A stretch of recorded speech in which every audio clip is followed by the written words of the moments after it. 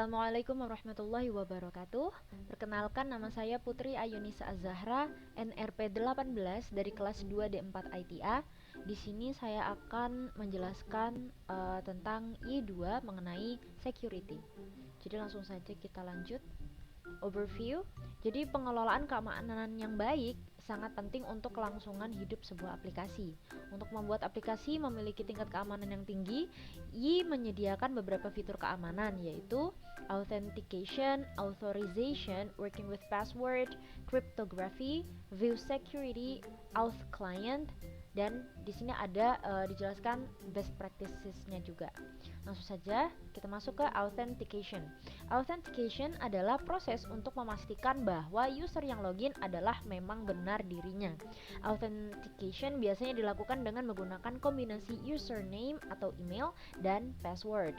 Pada Y2 Advanced Template, secara default telah disertakan proses authentication untuk user login. Sedangkan pada Y2 Basic Template, proses authentication hanya dilakukan menggunakan username dan password yang di hardcode pada model user. Lanjut. Proses authentication. Pada Y2 Advanced Template, proses authentication melibatkan hal penting. Yang pertama, mengatur komponen user pada application configuration. Jadi di sini di web.php atau kalau advanced template itu main.php, ada komponen di sini kita tambahkan untuk user sebagai komponen. Kemudian membuat atau menggunakan kelas user yang mengimplementasikan interface i/web/identity interface. Jadi sini ada identity class, kita isi dengan common models user. Kemudian proses login akan melakukan validasi password yang dimasukkan user dengan password dalam tabel user dalam bentuk nilai hash. Untuk mendapatkan informasi terkait dengan user yang sedang login, caranya adalah untuk mengetahui ID-nya, yaitu dengan y.2.2 app user ID. Jika username, y.2.2 app user identity username. Lanjut. Authentication events. Class y/web/user akan memunculkan beberapa events ketika terjadi proses login dan logout. Yang pertama, event before login. Event ini akan muncul pada awal proses y atau y/web/user. 2.2 login. Jika metode event handler mengisi nilai properti is valid dengan nilai false, maka proses login akan dibatalkan. Kemudian ada event after login. Event ini akan muncul setelah proses login berhasil. Kemudian event before logout. Event ini akan muncul pada awal proses y/web/user 2.2 logout. Jika metode event handler mengisi nilai properti is valid dengan nilai false, maka proses logout akan dibatalkan. Bersama seperti ini ya, before login. Kemudian event after logout. Event ini akan muncul setelah proses logout berhasil.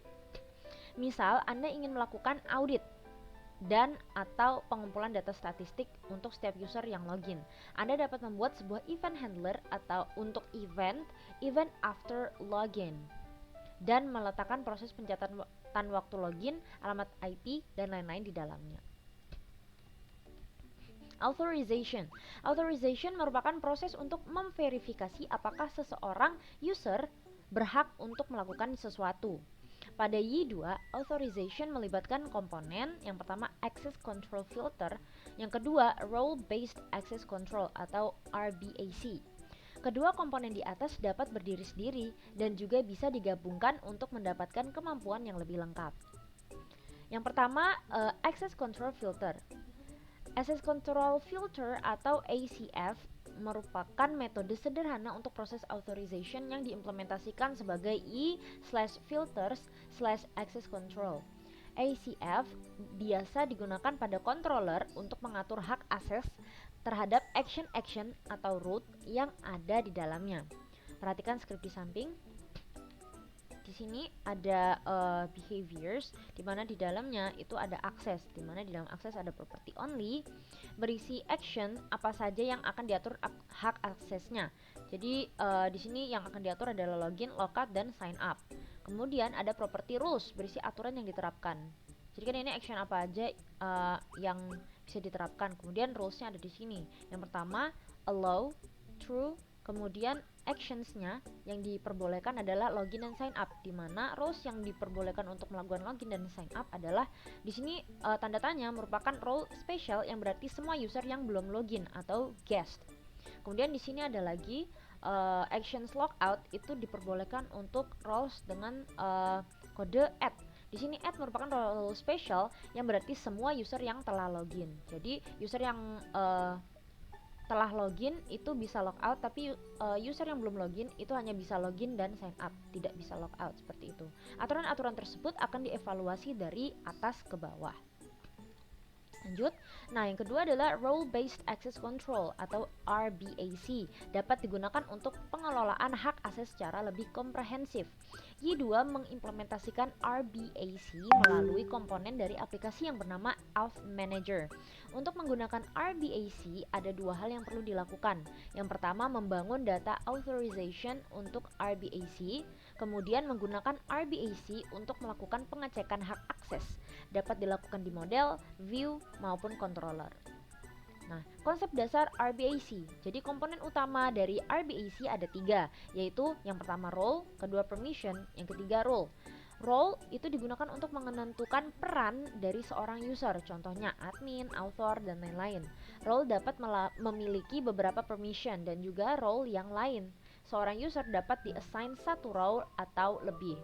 Permission merupakan hak untuk melakukan sesuatu, contoh create post, update post, dan lain-lain.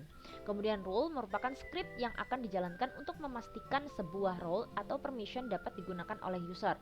Contohnya, permission update post dapat memiliki rule yang akan mengecek apakah user tersebut adalah user pembuat post yang akan diupdate. Jika menggunakan DB Manager, terdapat 4 tabel yang digunakan untuk menyimpan data RBAC. Yang pertama ada auth item untuk menyimpan daftar item, role, permission, dan role. Ada auth item child untuk menyimpan data hubungan antar item. Kemudian ada auth assignment untuk menyimpan data hubungan antara user dengan role. Kemudian auth rule untuk menyimpan rule. Lanjut. Nah, di sini ada role, permission, dan rule. 3 komponen utama dari RBAC tadi. Nah, pada gambar di samping terdapat 2 user, Jane dan John. Dua role yaitu admin dan author. Kemudian 3 permission, yaitu create post, update own post, dan update post. Serta 1 rule yang author rule ini. Kemudian user Jane memiliki role admin, sedangkan user John memiliki role author. Nah, kemudian role admin itu memiliki permission, yaitu update post, dan role dari author. Di sini ya, author. Nah, jadi semua permission yang dimiliki oleh author itu juga akan dimiliki oleh admin. Kemudian role author memiliki permission create post dan update own post. Nah, tapi update own post itu dikenakan rule author rule. Jadi permission update own post hanya dapat digunakan jika rule author rule itu bernilai true. Gitu. Kemudian bekerja dengan password. Semua developer yang baik pasti tahu bahwa password tidak boleh disimpan sebagai teks. Banyak developer masih percaya bahwa dengan menggunakan algoritma hashing MD5 atau SHA sudah cukup aman. Namun dengan teknologi terbaru, password yang disimpan menggunakan algoritma tersebut ada kemungkinan untuk dapat diketahui dengan brute force attack. Serangan ini juga banyak didukung dengan adanya kamus data yang sangat besar yang menyimpan password MD5. Untuk meningkatkan keamanan, terdapat algoritma hashing yang lebih kuat terhadap serangan brute force attack, yaitu bcrypt. Fungsi crypt pada PHP dapat digunakan untuk mengenerate nilai hash menggunakan algoritma bcrypt. Y menyediakan helper y.2.2 app get security yang dapat digunakan untuk bekerja dengan password. Di sini ada contohnya ya. Di sini ada variable hash diisi dengan y.2.2 app get security generate password hash yang akan dimasukkan ke variable password. Kemudian di sini ada validate, ada juga validate password, dan hash. Seperti itu. Oke, lanjut. Nah, di sini cryptography. mengenerate data random. Untuk proses mereset password via email, biasanya dibutuhkan token yang disimpan dalam database dan juga dikirimkan ke user. Jadi di sini generate random data, sini menggunakan app get security generate random string. Kemudian yang kedua enkripsi dan dekripsi. Jadi jika ingin menyimpan data secara aman sehingga orang yang dapat membuka database tetap tidak dapat membacanya, data tersebut perlu dienkripsi sebelum disimpan. Jadi sini caranya adalah menggunakan get security tadi, kemudian menggunakan encrypt by password yang yaitu data dan secret key. Kemudian mengonfirmasi integritas data. Pada kondisi tertentu, ada kemungkinan Anda ingin memverifikasi sebuah data telah diubah oleh pihak lain atau tidak.